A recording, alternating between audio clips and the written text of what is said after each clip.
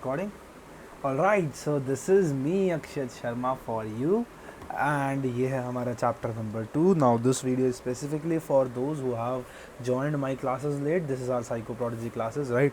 और आज की क्लास जो है वो वेरी वेरी इंपॉर्टेंट है क्योंकि आज हम self and personality chapter number 2 की क्लास ले रहे हैं फर्स्ट. ओके, सो इस क्लास के अंदर थोड़ी सी हम बेसिक बातें करेंगे, लेकिन because this is a video lecture I will actually move a bit faster than usual. Okay, तो सबसे पहले बात करते हैं चैप्टर का नाम.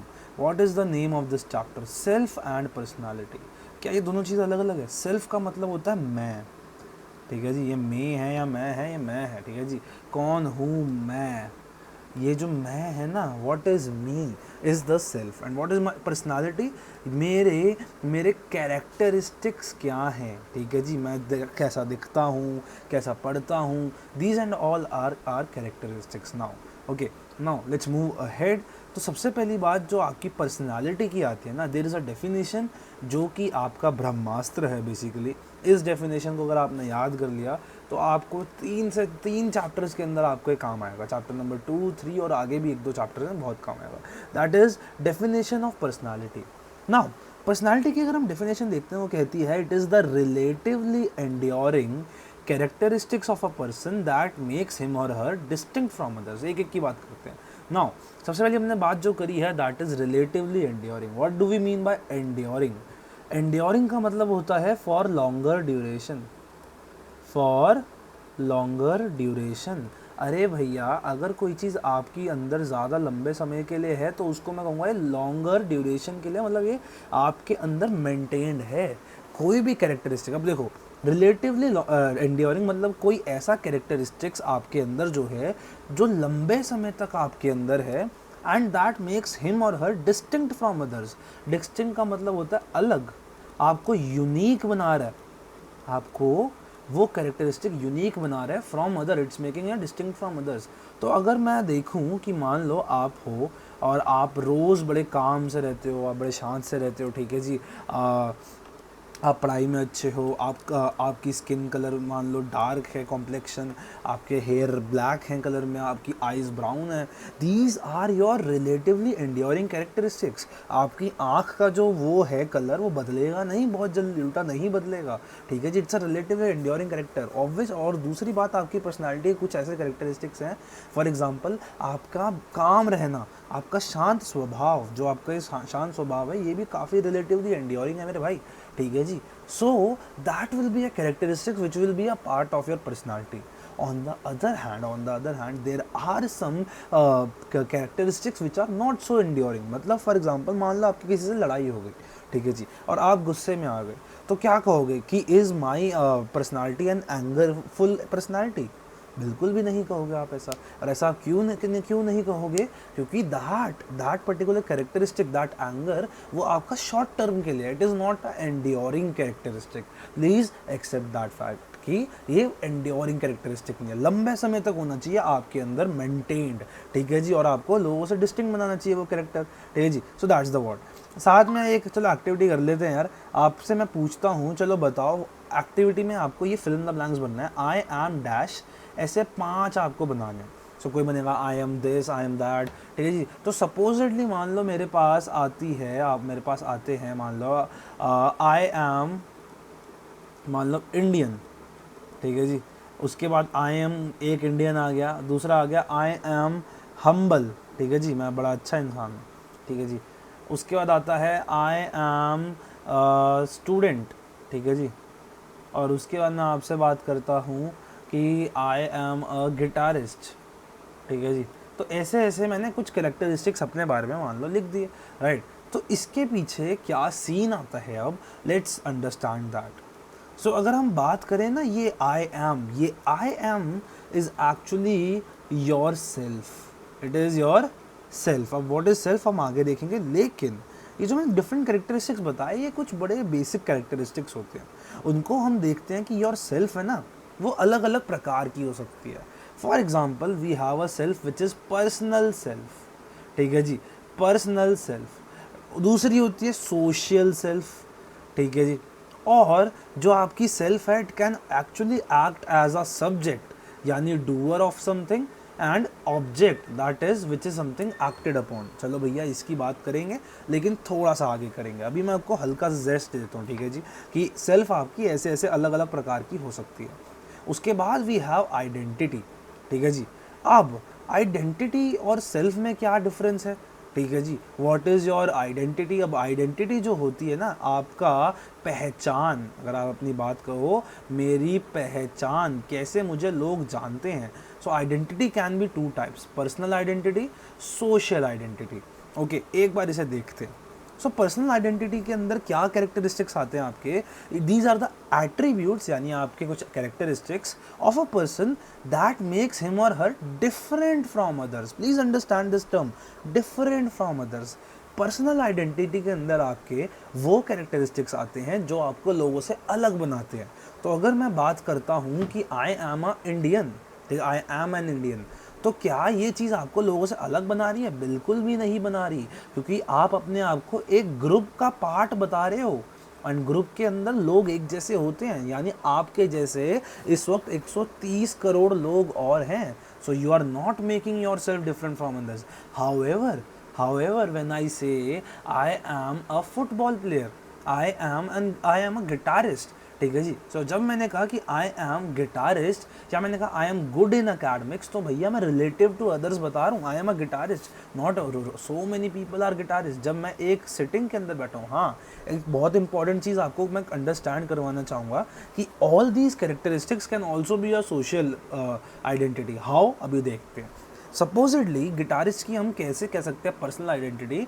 आप बैठे हो अपने कमरे के अंदर, ठीक है जी, मेहमान आए हुए हैं आपके घर पे, उनके चाचा फूफा जो भी हैं आपके वो आए हुए हैं, ठीक है।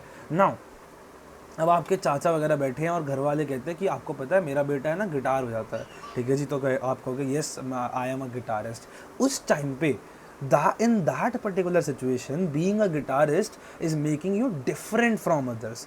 What it is doing, it is making you different from others, right? And that is the way it is your personal identity का attribute. Okay जी, I am good in academics, आपने अपनी क्लास में देखा यार आपके अच्छे नंबर आ रहे हैं, so it is making you different from others, आपके ज़्यादा नंबर आ रहे हैं respective to others.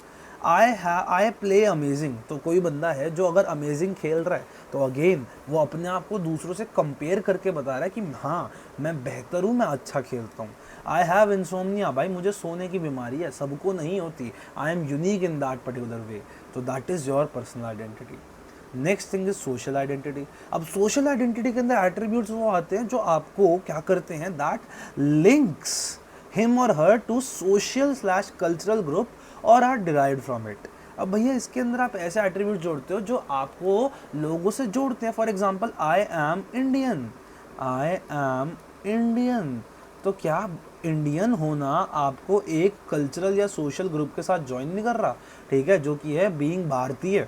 सो वो आपको लिंक कर रहा है इंडिया के साथ, ठीक है जी। और आपके पास है I am Hindu, I am Hindu, तो आपको ये हिंदुइज्म के अंदर आपको लिंक कर रहा है एक कल्चरल ग्रुप के साथ।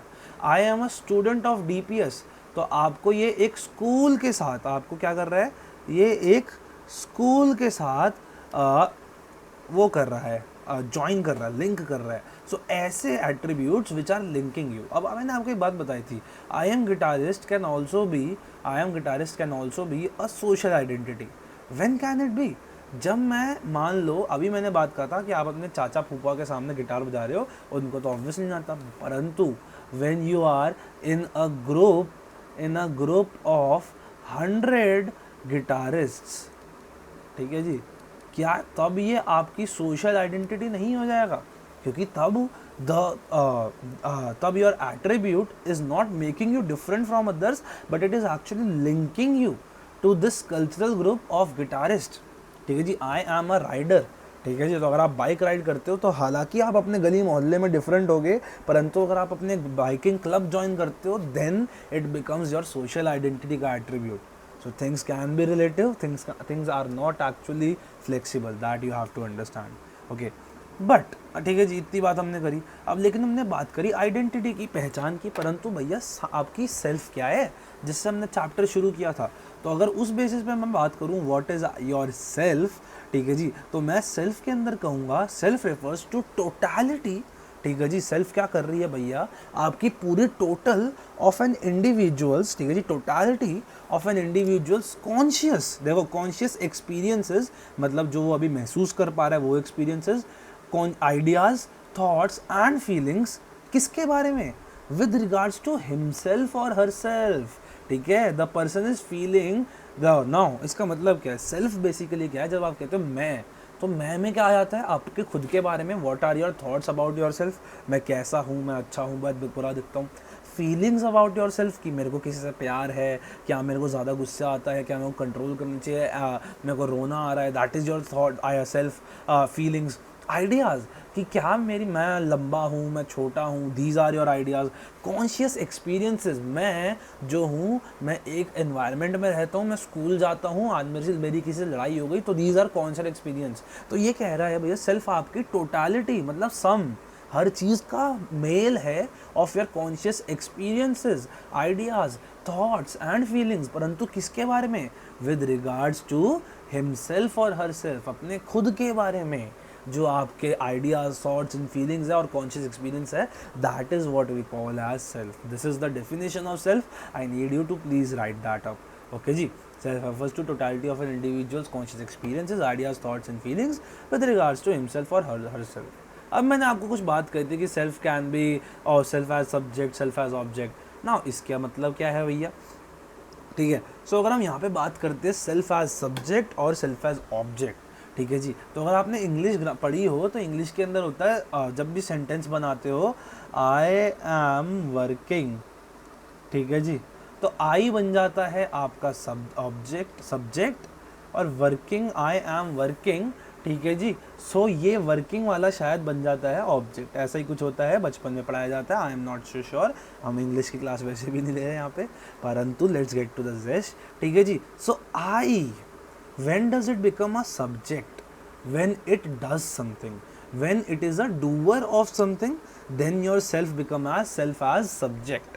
So when it does something, for example I play guitar, तो मैं कोई काम कर रहा हूँ, I am a doer of something, and what is that, of playing a guitar, so then myself is as subject, ठीक है जी। I am studying, मैं पढ़ रहा हूँ, तो जो मैं है ना वो एक काम कर रहा है जिसको कहते हैं पढ़ना, तो उस टाइम पे सेल्फ एज ऑब्जेक्ट नहीं होगा, आपका सेल्फ एज सब्जेक्ट होगा।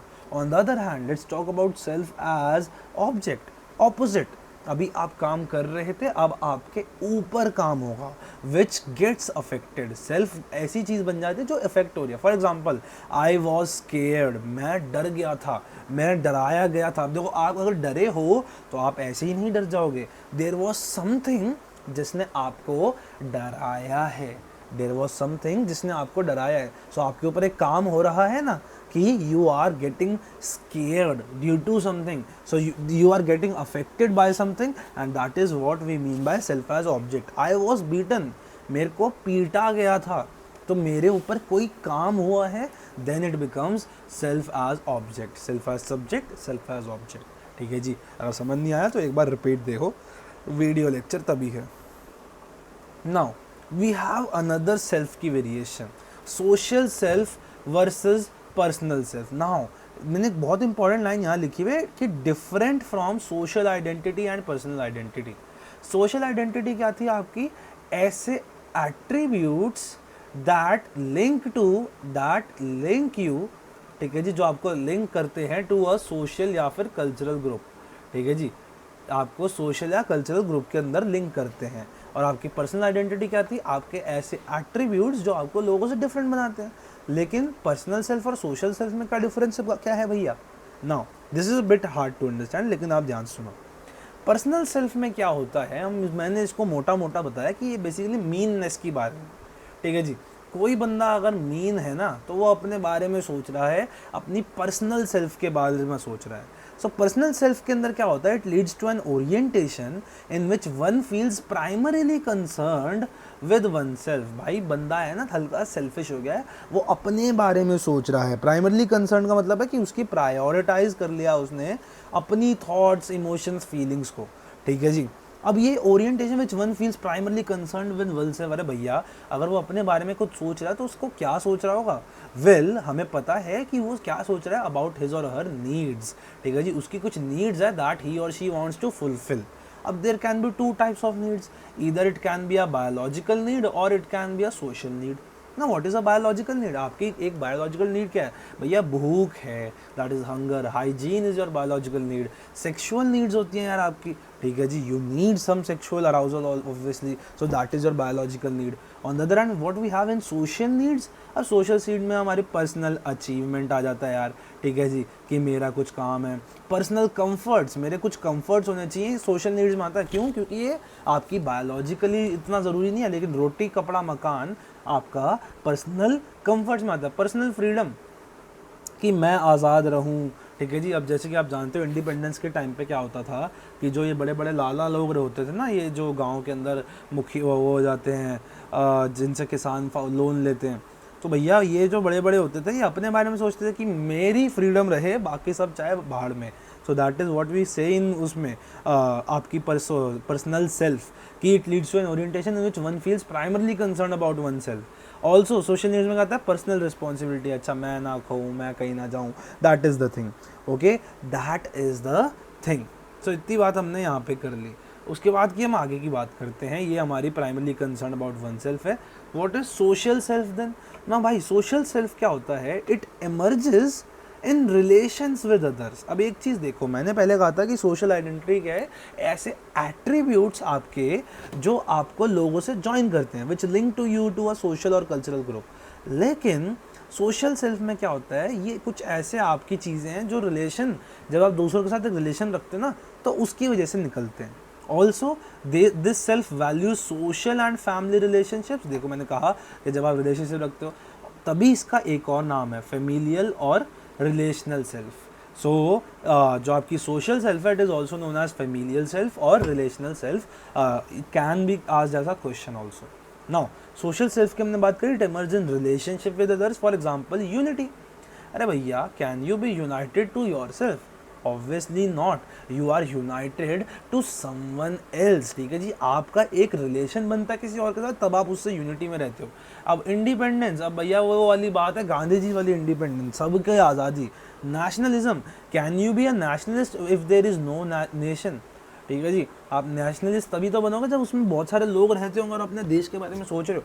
उसके बाद फैमिली रिस्पॉन्सिबिलिटी, क्या फैमिली रिस्पॉन्सिबिलिटी बिना फैमिली के आती है, बिल्कुल नहीं. मतलब ये किसी की आपके साथ क्या किस वजह से हो रहा है, with relation to others, family के अंदर रिलेशन होते हैं.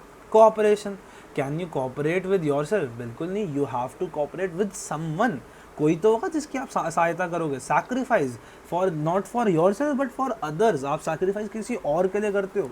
पीयर प्रेशर एंड इन्फ्लुएंस, भैया ठीक है जी, लोगों का आपके ऊपर दबाव जो ये पड़ रहा है, वो क्यों पड़ रहा है, because of the relation of your relation with others. तो ये जो सोशल सेल्फ है, it emerges in relationship with others, as simple as that. Okay, so एक सेकेंड हम एक पॉज लेते हैं and we are back. Okay, so अब हमने बहुत सारी ढेर सारी बातें करी. ओके, सो पीयर प्रेशर, ये सोशल सेल्फ की बात आपको समझ आई कि it emerges in relationship with others. आपको ये सारे एग्जांपल चेप देने हैं, साथ में लिखना है कि ये सेल्फ वैल्यू क्या करती है, सोशल एंड फैमिली रिलेशनशिप, तभी हम फैमिलियल और रिलेशनल सेल्फ कहते हैं. ओके जी, एंड आपके पास दूसरी चीज़ है पर्सनल सेल्फ, जिसको हम मीननेस कहते हैं यार किसी की, लेकिन ये बुक लिख मत आना कि मीननेस है, आपको ये डेफिनेशन लिखनी है कि in this it leads to an orientation in which the person is primarily concern about himself और हर सेल्फ.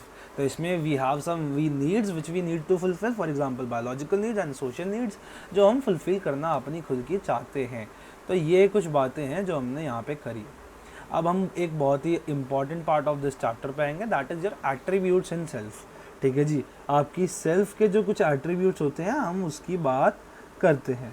ओके, सो सबसे पहला आता है सेल्फ कॉन्सेप्ट.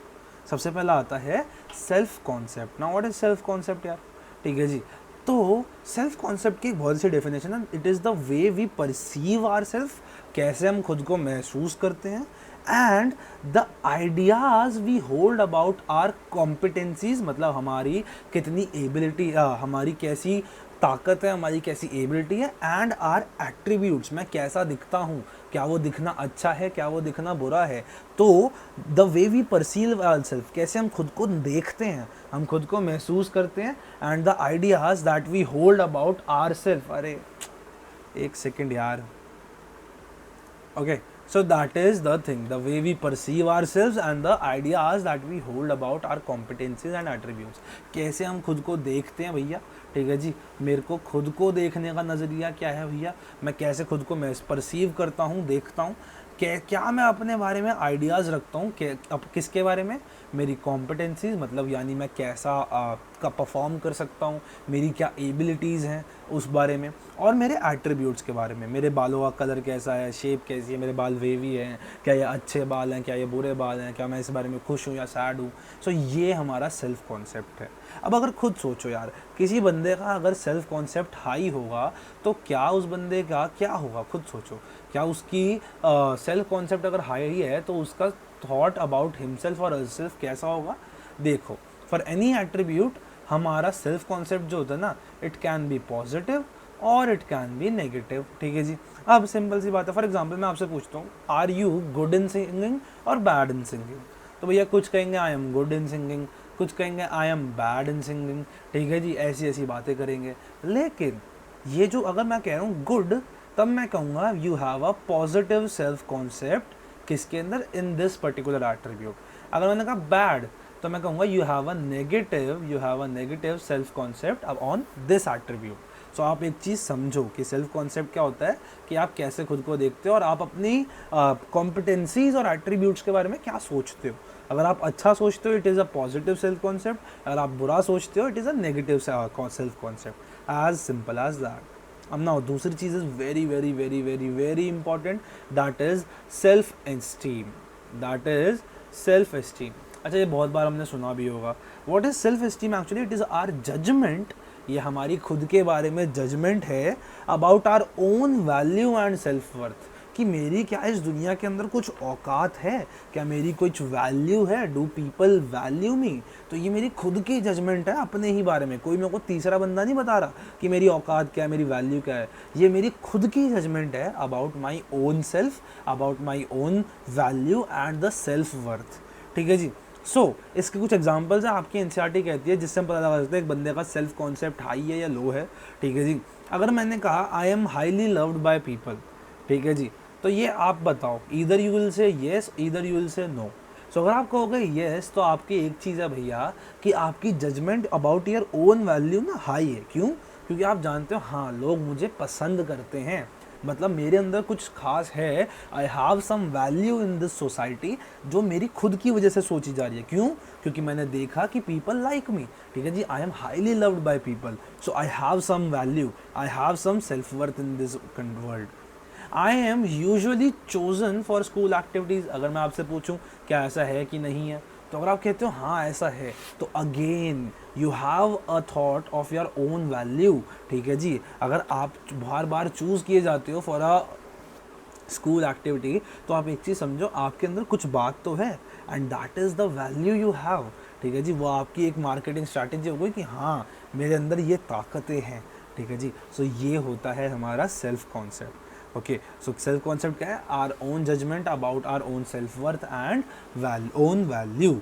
ओके, दूसरी चीज़, अब हम पूछते हैं भैया ये सेल्फ कॉन्सेप्ट अच्छा बुरा जैसा भी बच्चा डेवलप कब तक कर लेता है? तो हमने बताया भैया बाय 7 ईयर्स ऑफ एज, 7 साल तक का बच्चा सेल्फ एस्टीम डेवलप कर लेता है। किस किस चीज़ के अंदर? इन अकेडमिक कॉम्पिटेंस, मतलब मैं कैसा पढ़ाई में हूँ, अच्छा हूँ या बुरा हूँ। तो अगर कोई बच्चा कहता है I am very bad in studies, ठीक है जी, तो आप एक चीज़ समझो कि उसका self concept in academics is not अच्छा, ठीक है जी, इट्स नॉट गुड, कि वो भैया सोच रहा है कि हाँ भाई मेरे बस की नहीं है इतनी पढ़ाई करनी, मेरी खुद की judgement about my own self in academics is very bad. Social competence, क्या मेरे को लोग पसंद करते हैं कि नहीं, क्या लोग मेरे को अच्छे से मिलते जुलते कि नहीं। फिजिकल एथलेटिक कॉम्पिटेंस, क्या मैं खेल कूद में अच्छा हूँ कि नहीं। अगर कोई सोचता है मैं खेल कूद में अच्छा नहीं हूँ, तो आप एक चीज़ समझो कि उस बंदे का जो सेल्फ एस्टीम है दैट इज़ लो इन खेल कूद। फिजिकल अपीयरेंस के बारे में, क्या मैं अच्छा दिखता हूँ, क्या मेरे बाल अच्छे हैं, क्या मेरी आंखों का कलर अच्छा है, क्या मेरे टीथ अच्छे हैं, फॉर्म्ड अच्छे से हैं। तो अगर अच्छा लगता है आपको, ठीक है जी, तो आप समझते हो आई हैव सम वैल्यू, मैं सुंदर दिखता हूँ, तो हाँ लोग मेरे को वैल्यू करते हैं, मतलब क्या मेरी सेल्फ एस्टीम हाई है। ऑन द अदर हैंड अगर आप सोचते हो मैं अच्छा नहीं दिखता, तो जब अच्छा नहीं दिखता तो आप खुद अल्टीमेटली सोचोगे कि लोग मुझसे बात नहीं करते इस वजह से, तो अगेन वही बात हो गई कि आपकी जो सेल्फ वर्थ है वो लो लग रही है, कि मेरे को कोई औकात ही नहीं है, कोई मेरे को कुछ समझता ही नहीं है, तो that is your self esteem is low. ठीक है जी। अच्छा, एक और चीज़ देखते हैं, ये एक बहुत इंपॉर्टेंट लाइन है जो आपकी एनसीईआरटी कहती है कि our capacity to view our self in terms of stable disposition permits us to combine separate self evaluation. मतलब क्या है, ये छोटी छोटी सेल्फ इवैल्यूएशन जो है ना, एकेडमिक कॉम्पिटेंस में, सोशल कॉम्पिटेंस में, फिजिकल एथलेटिक में, फिजिकल अपीयरेंस में, मेरे वे ऑफ कम्युनिकेशन में, मेरा खाना खाने के अंदर, ये सारी जो छोटी छोटी सेल्फ इवैल्यूएशन ना, हम इस सब को एक साथ जोड़ लेते हैं and form a general psychological image about our own self.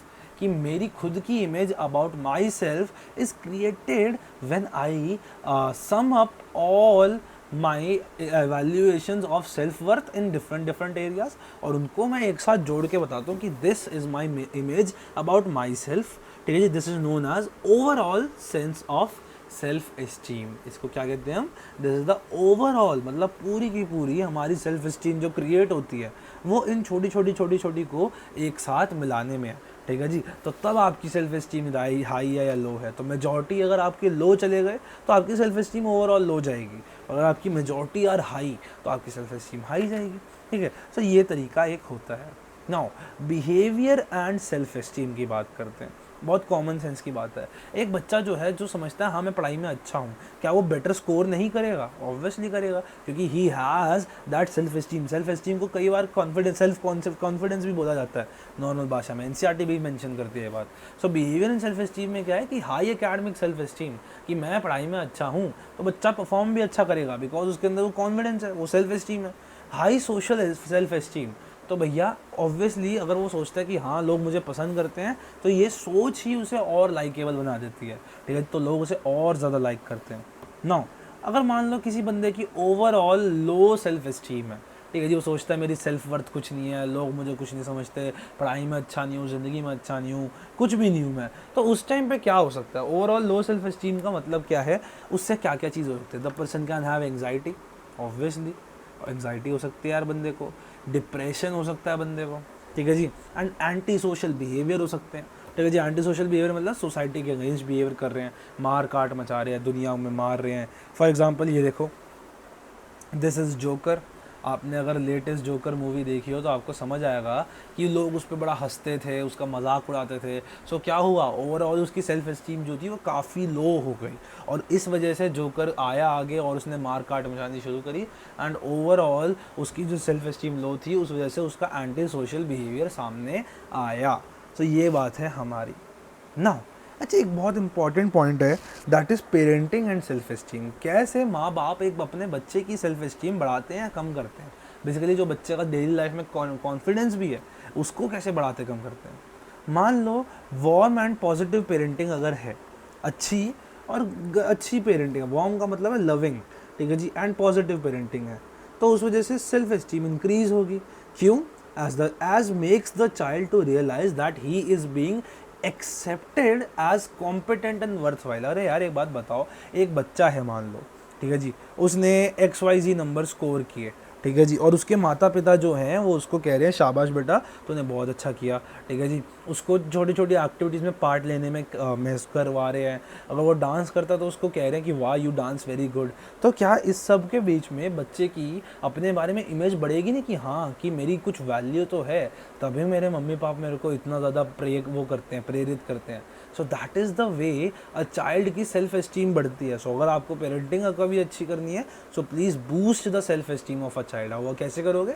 Bye making him realise that he is being accepted as a competent and worthwhile, कि हाँ भैया तेरी कुछ वैल्यू है बेटा, ऐसे ही तो वो कोई कुछ नहीं कह रहा। नाउ दूसरी चीज़ देखते हैं, खराब वाली कैसे हो सकती है।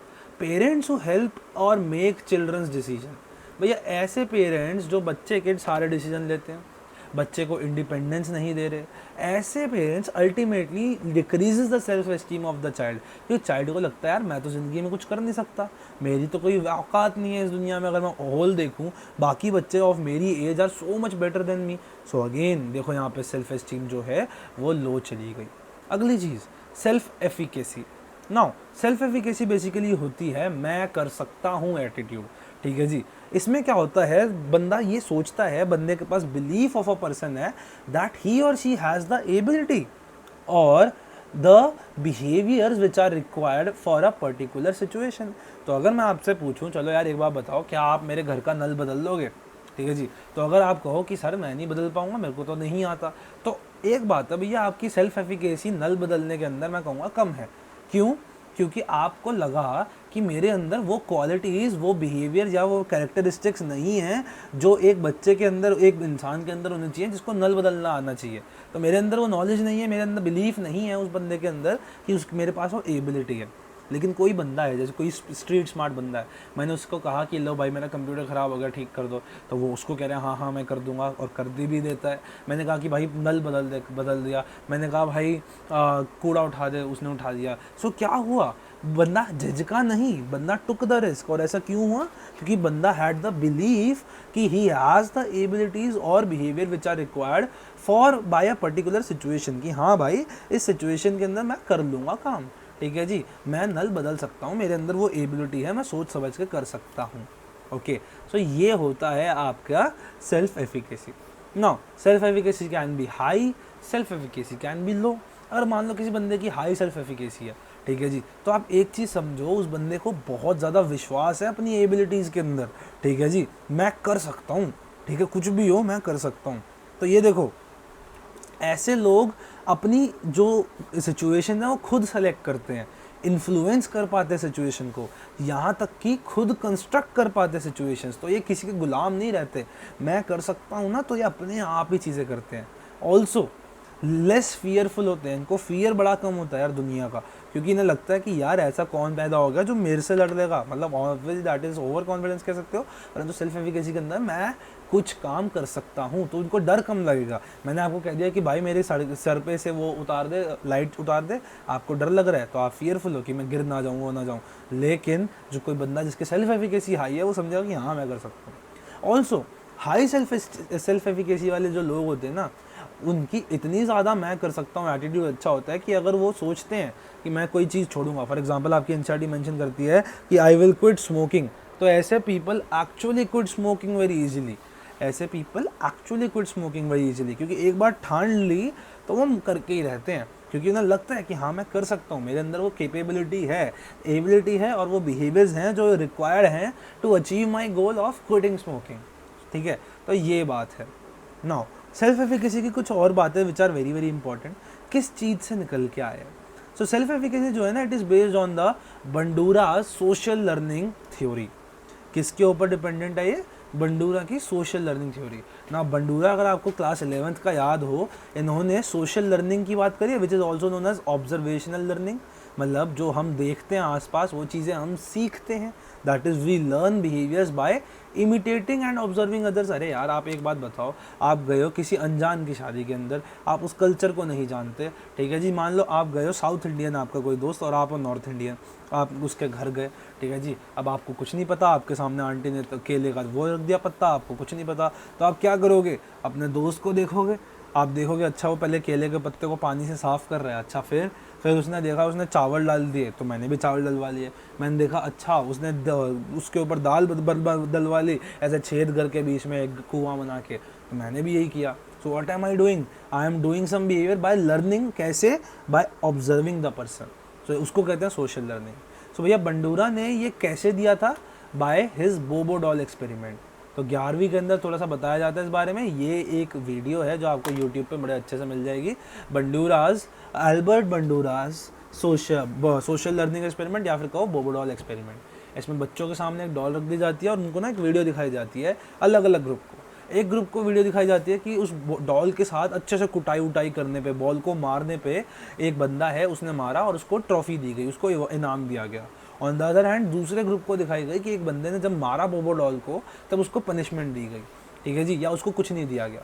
तो देखा ये गया जब बच्चे को एक खाली कमरे में बोबो डॉल के साथ छोड़ दिया, तो जिनको दिखाया गया था कि the person is being treated, उसको एक अच्छा चीज़ दी जा रही है, उन बच्चों के अंदर बोबो डॉल को मारने की टेंडेंसी बहुत ज़्यादा थी, बच्चे अच्छे से पेल रहे थे, ठीक है जी। ऑन द अदर हैंड जिनको दिखाया गया कि वो बंदा पनिश हुआ था, उन्होंने बोबो डॉल को उतना नहीं मारा, ठीक है। सो that is the main thing. हमने जो देखा अच्छा ये काम अच्छे से उसको प्रेज किया जा रहा है, तो हमने वो अपनाया। ऑल्सो सोशल लर्निंग आपकी सेल्फ एफिकेसी और कहाँ से आती है, ठीक है जी। सेल्फ एफिकेसी जो आपकी होती है वो एक और जगह से आती है, people's expectation of achievement versus their conviction about their own effectiveness, ठीक है जी। मतलब वो सोचते हैं कि अच्छा मेरी एक्सपेक्टेशन है कि मैं 90% लाऊं बोर्ड्स के अंदर, लेकिन जब मैंने अपने आप को खंगाला, क्या मैं अभी जो मैं पढ़ाई करके बैठा हूँ क्या मैं 90% इस समय ला सकता हूँ, तो अगर आपको समझ आ गया कि नहीं भाई मैं नहीं ला सकता, तो आपकी सेल्फ एफिकेसी गिर गई भैया, क्योंकि आप समझ गए मेरे अंदर वो एबिलिटी नहीं है टू अचीव दैट गोल, ठीक है जी। तो यहाँ पे also determine the behaviour in which one would indulge and amount of risk that he और शी वुड अंडरटेक।